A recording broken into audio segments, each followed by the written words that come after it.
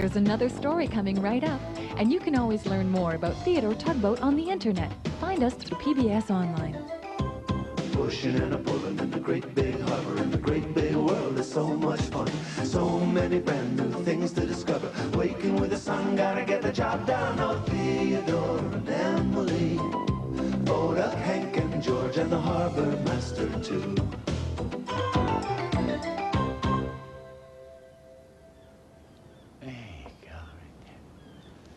Oh, hello. This is my bean plant. But it's not a bean plant yet. But it will be, and it's going to go right out of that pot.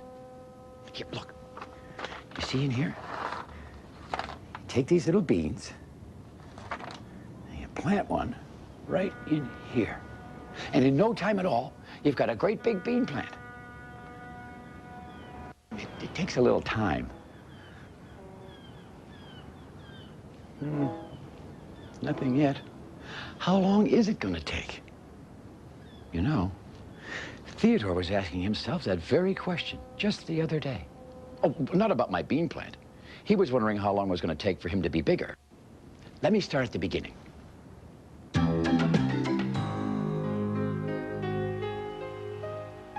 It was a foggy morning in the big harbor.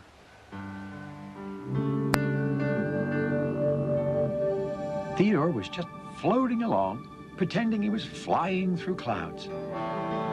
Suddenly, he heard Foduk's whistle. And a moment later, the safety tug appeared.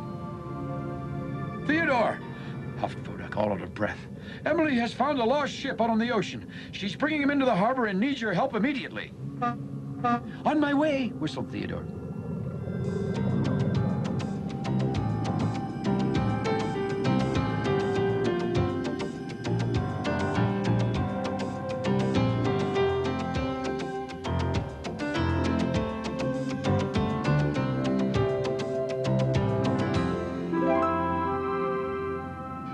When Theodore arrived at the harbor entrance, he could already see Emily's light piercing the fog.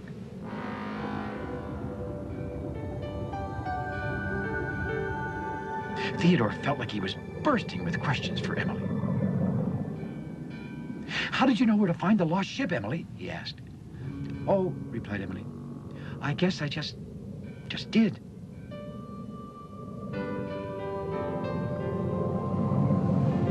"How do you find your way out on the ocean, Emily?" continued Theodore.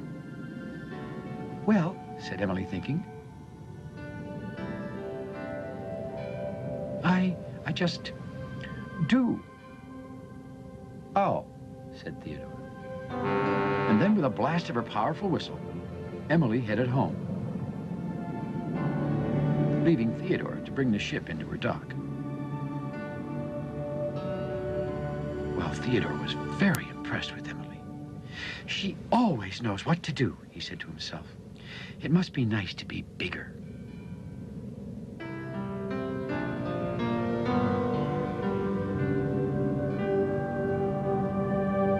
Theodore looked at Emily one more time. "When will I ever be bigger?" he said softly.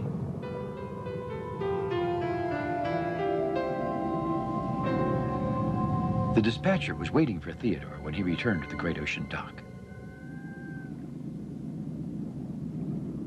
Ah, Theodore, you have been doing very good work here in the harbor lately.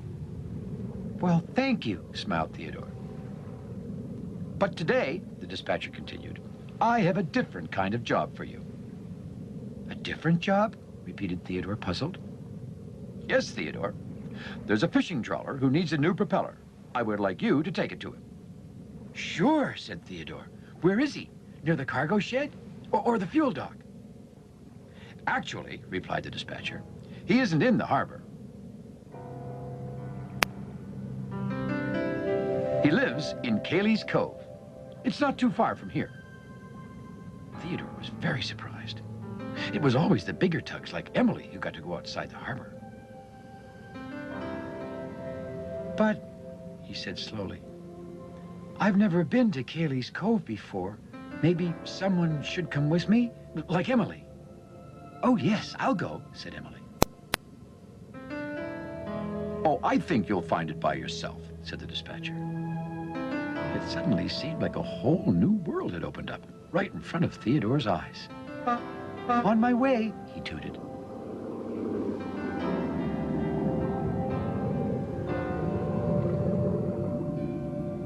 Well, in no time, Theodore had picked up the propeller and was off towards the ocean. Now, he had left the harbor before, but this time, well, this time felt different. It was a strange, new feeling, and Theodore wasn't exactly sure just what that new feeling was.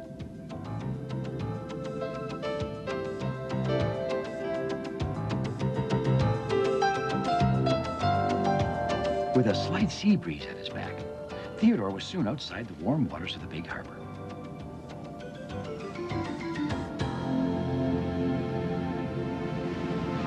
He could feel the powerful ocean waves beginning to pound against his hull.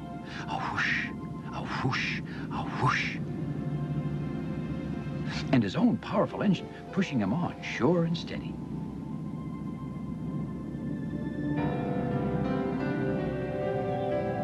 Soon, it was time to turn towards the shore. To Theodore, the craggy rocks and the wind-whipped pine trees looked old and new at the same time.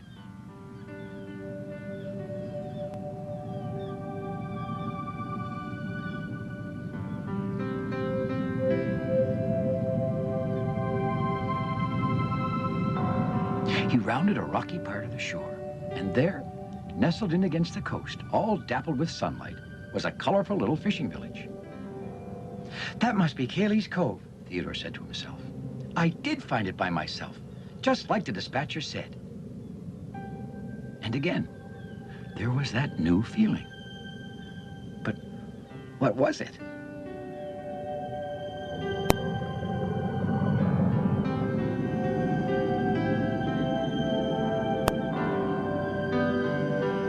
A fishing trawler was resting at his dock. Hello, Theodore called. I'm Theodore Tugboat. Are you Ceilidh? Oh, no, laughed the trawler. My name is Truro. But where's Ceilidh? Asked Theodore, looking around. Oh, there's no Ceilidh here, answered Truro. That's just what they call it. But I'm Dorothy, a small voice piped up. Theodore looked down, surprised to see a little fishing dory. Did you come all the way from the big harbor? Asked Dorothy. Well, yes, I did, replied Theodore. I came with this propeller. That'll be from me, said Truro, and I'm much obliged. We've never had a big harbor tugboat out here before. I like your hat, chirped Dorothy. Oh, well, thank you, smiled Theodore. What's it like in the big harbor? Asked Dorothy. How many tugboats does it have? Is there really a giant oil rig? It seemed the little dory was bursting with questions for Theodore. Well, there's Emily, replied Theodore. She's the biggest, and she knows the most.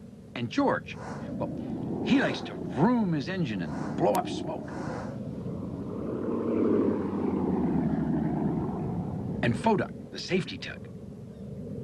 He's always looking out for dangerous things. And then there's Hank. Hank, replied Dorothy.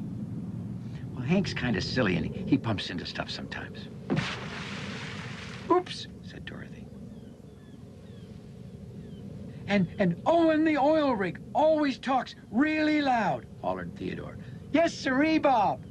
Yes, sirree, Bob, hollered Dorothy right back. Theodore was startled by just how loud the little dory could be.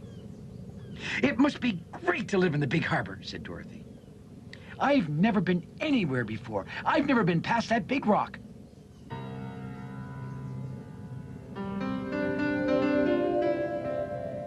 Well, Theodore thought about it for a moment, then he made a decision. Dorothy, would you like me to take you for a ride out on the ocean? Can I, Truro? Can I? Asked Dorothy. Sure, said Truro. Theodore is big enough to take care of you. Oh boy, oh boy, oh boy, oh boy, shouted Dorothy. She was so excited she began wiggling back and forth in front of Theodore. Let's go, Dorothy, said Theodore.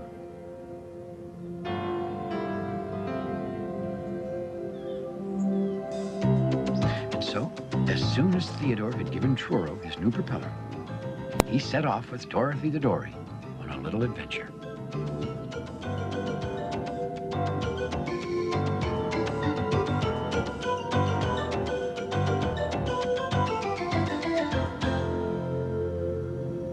ocean's really big, isn't it? The water is much wetter, right?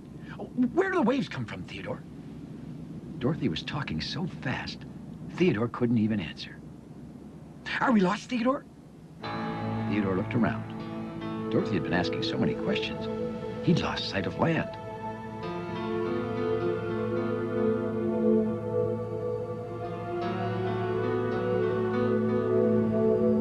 Where's Ceilidh's Cove? Asked the little Dory.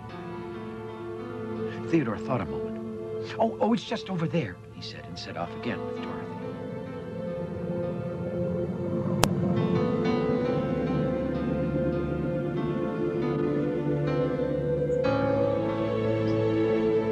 There it is! You found it, Theodore! You found it! Hooray! Sure enough, there was Ceilidh's Cove again, not too far away. Here we are, said Theodore. Dorothy felt like she was bursting with questions for Theodore. How did you know where to find Ceilidh's Cove? She asked. Oh, replied Theodore. I guess I just did. How do you find your way? Way out on the ocean, Theodore, continued Dorothy. Well, said Theodore, thinking, I just do. Then, with a powerful blast of his whistle, Theodore pulled Dorothy toward Ceilidh's Cove. Dorothy was very impressed with Theodore. You know everything, she said. It must be nice to be bigger. Well, Theodore didn't exactly know what to say, but then he smiled and swayed from side to side the way he always did when he was especially happy.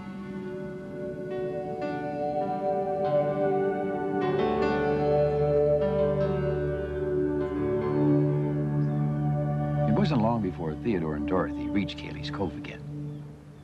Theodore could see it was getting late. It's time for me to go home now, he announced. Thanks again for bringing me my propeller, called Troro. Can you come and visit us again soon? Asked Dorothy. And show me more things?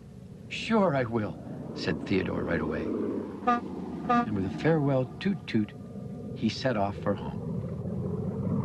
The sun was just going down in a beautiful golden glow over the edge of the ocean. Theodore's engine was tired, but he felt happy. It had been a wonderful day, full of wonderful things to see and do. And suddenly, he had that new feeling again. The feeling he'd been having all day. And this time, he knew what that feeling was. It was a feeling of being bigger.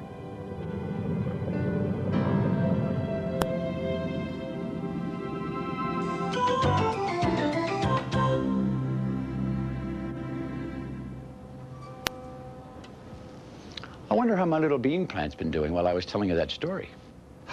Well, look at that. Oh, a little bean sprout. See, it's growing. It just takes a little time.